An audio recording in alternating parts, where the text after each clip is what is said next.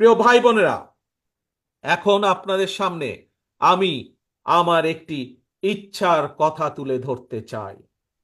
একজন রাজনৈতিক কর্মী হিসাবে এইখানে মঞ্চে যেমন আমার বহু নেতৃবৃন্দ বসে আছেন, প্রত্যেকটি নেতৃবৃন্দ, প্রত্যেকটি কর্মী, রাজনৈতিক কর্মীর মনের মধ্যে কিন্তু একটি বাসনা থাকে, ইচ্ছা থাকে। কি সেটি? যে একজন রাজনৈতিক কর্মী হিসাবে যখন তার সামনে সুযোগ আসবে, সে তার এলাকার জন্য, সে তার এলাকার মানুষের জন্য কিছু কাজ করতে চায়। হয়তো কেউ কেউ তার যেই মাপের কর্মী বা যেই মাপের নেতা, সে সেভাবে চিন্তা করার চেষ্টা করে। কেউ চায় তার এলাকার, সে যদি সুযোগ পায় তাহলে তার এলাকার একটি রাস্তা সে তৈরি করবে। কেউ চায় সে যদি সুযোগ পায়, তার পক্ষে যদি সম্ভব হয়, এলাকার মানুষের সমস্যা হয়তো একটি ব্রিজ, সেই ব্রিজটি তৈরি করবে। কেউ চায় স্কুল স্থাপন করতে, কেউ চায় হাসপাতাল স্থাপন করতে এলাকার মানুষের জন্য। একজন রাজনৈতিক কর্মী হিসাবে, প্রিয় ভাই বোনেরা, আমিও একজন রাজনৈতিক কর্মী। আমারও একটি ইচ্ছা আছে যে কোনোদিন যদি আল্লাহ রহমতে বাংলাদেশের মানুষের সমর্থনে আমাদের পক্ষে যদি সম্ভব হয় দেশের জন্য কাজ করার অতীতের মতন, দেশের মানুষের জন্য কাজ করার অতীতের মতন, তাহলে আগামী দিনে আমি একটি কাজ করতে চাই এই বাংলাদেশের মানুষের জন্য।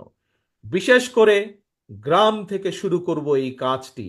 ধীরে ধীরে হয়তো শহর পর্যায়ে যাব আমরা, কিন্তু যেহেতু বাংলাদেশের অধিকাংশ মানুষ বসবাস করেন বাংলাদেশের গ্রামগুলোতে, জেলা পর্যায়ে, উপজেলা বা থানা পর্যায়ে, গ্রাম পর্যায়ে, সেই জন্য তাদের কাছে এই পরিকল্পনা বা কাজটি আমি নিয়ে যেতে চাই।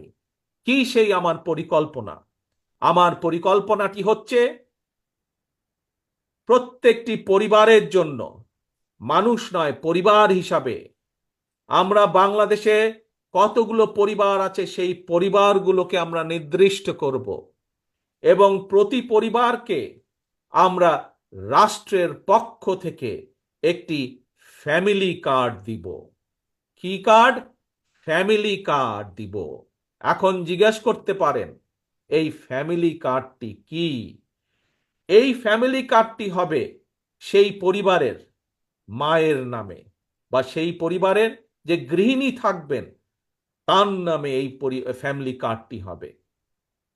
রাষ্ট্রের পক্ষ থেকে আমরা গ্রাম থেকে শুরু করে থানা, জেলা পর্যায় পর্যন্ত আমরা প্রত্যেকটি পরিবারকে চেষ্টা করব একটি পরিবারের মাসিক যে প্রয়োজনীয় খাদ্যদ্রব্য যেগুলো প্রয়োজন, তার মধ্যে কিছু সংখ্যক খাদ্যদ্রব্যের একটি নির্দিষ্ট পরিমাণ সহযোগিতা করার জন্য, যাতে করে প্রত্যেকটি পরিবারের উপরে